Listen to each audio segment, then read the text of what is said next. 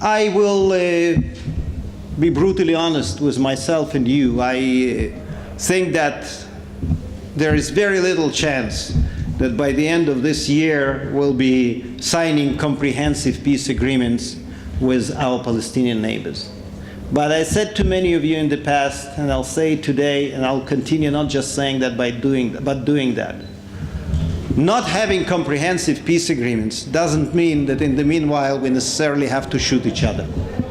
There are other ways to live side by side, and not just to live side by side, but to cooperate.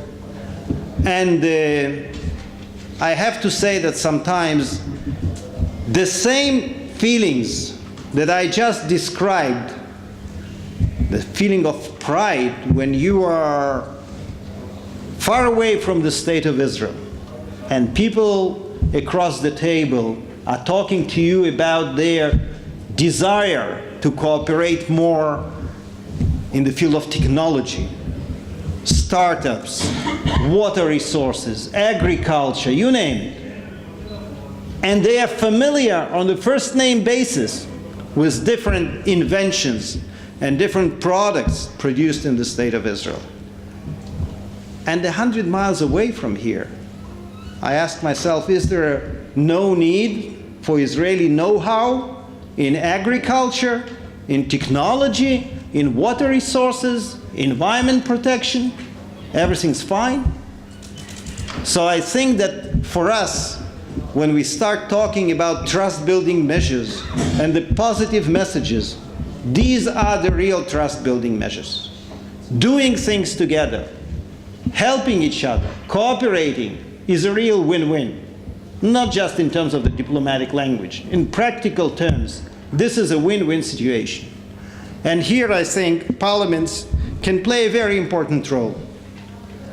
Because, once again, going back to reality, I think that it will be kind of a little bit different if this cooperation would have started, would have developed with the assistance of parliaments that have good relations with us and with our neighbors, or different international organizations that could be very active in promoting this kind of cooperation. By the way, there are some attempts and even some successes, but the potential is hundreds of times more than what we are witnessing right now. And this is something we are trying to promote. Unfortunately, in many cases, we get slogans in return. Are you in favor of a two-state solution? Are you against of a two-state solution? A very important academic question. What does it have to do with the possibility of cooperating right now, say, as I mentioned already, in the field of water resources?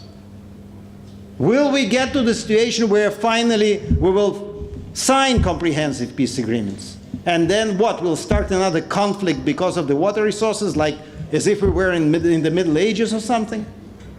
So why not do things right now? I was interested to hear Sheryl Sandberg, Executive Vice President of, or Chief Operating Officer of Facebook, describe in the conference in Davos that every day 250,000 Israelis and Palestinians ask friendship from each other. That's quite a big number.